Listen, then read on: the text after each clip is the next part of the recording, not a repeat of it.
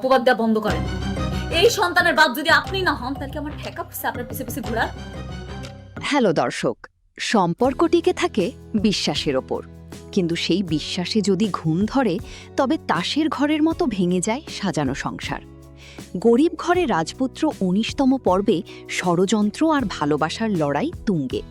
পুরো ভিডিওটি দেখুন, কারণ শেষটা আপনাকে চমকে দেবে।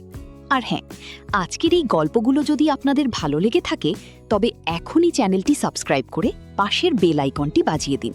চলুন শুরু করা যাক। ঘটনার শুরুটা হয় একটি হাসপাতালের সাদা করিডোরে, যেখানে চারপাশের নীরবতা ভেঙে দিচ্ছিল নীলার কান্নার শব্দ। নীলার চোখে আজ জল নয়, যেন এক সমুদ্র অভিমান। পাশেই পাথরের মূর্তির মতো দাঁড়িয়ে আকাশ। আকাশের চোখে আজ মায়া নেই, আছে শুধু একরাশ ঘৃণা। আকাশ মনে করছে নীলা তাকে ধোঁকা দিয়েছে। তাদের অনাগত সন্তানের পিতৃত্ব নিয়ে আজ বড় এক প্রশ্নচিহ্ন দাঁড়িয়েছে ডিএনএ টেস্টের খামে।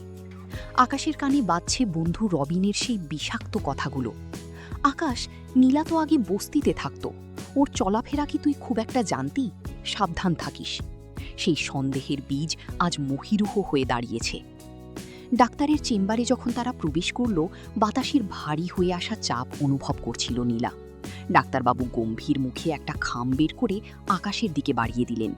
খামটা খোলার সময় আকাশের হাত কাঁপছিল। রিপোর্ট পড়েই আকাশের মুখটা কালো হয়ে গেল।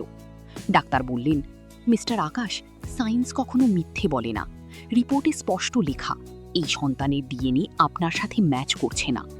মুহূর্তেই যেন পৃথিবীটা পায়ের তলা থেকে সরে গেল নীলার। সে আর্তনাদ করে উঠল, এটা হতে পারে না ডাক্তারবাবু, আমি নির্দোষ। আকাশ, তুমি আমায় বিশ্বাস করো।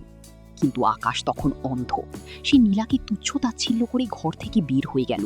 পিছনে ফেলে গেল এক বুক হাহাকার আর সমাজের কলঙ্ক। গল্পের মোড় ঘুরি একটি নির্জন ক্যাফেতে, যেখানে বিজয়ের হাসি হাসছে রবিন। সে জানত আকাশকে দুর্বল করার একটাই উপায়, নীলার চরিত্র নিয়ে প্রশ্ন তোলা। সে ডাক্তারকে ২ লক্ষ টাকা দিয়ে ডিএনএ রিপোর্ট পরিবর্তন করিয়েছিল। রবিন মনে মনে বলছে, আকাশ, তুই তো ভাবছিস নীলা তোকে ঠকিয়েছে, কিন্তু আসলে তুই তোর সবচেয়ে বড় সম্পদটা হারাতে যাচ্ছিস। রবিন চায় আকাশের সম্পদ দখল করতে, আর নীলা ছিল তার পথের সবচেয়ে বড় কাঁটা। কিন্তু সত্য কখনো চাপা থাকে না। নীলা ভেঙে পড়লেও দমে যায়নি। সে জানত সে পবিত্র। গল্পের টুইস্ট আসে তখন, যখন জানা যায় নীলা সাধারণ কোনো মেয়ে নয়। সে ছিল ওই দেশের প্রখ্যাত ব্যবসায়ী সারোয়ার চৌধুরীর একমাত্র মেয়ে, যে নিজের পরিচয় লুকিয়ে সাধারণ মানুষের জীবন দেখতে চেয়েছিল। নীলা তার বাবার ক্ষমতা ব্যবহার করে ল্যাবের সমস্ত সিসিটিভি ফুটেজ বের করে এবং ওই অসৎ ডাক্তারকে পুলিশের জালে আটকায়।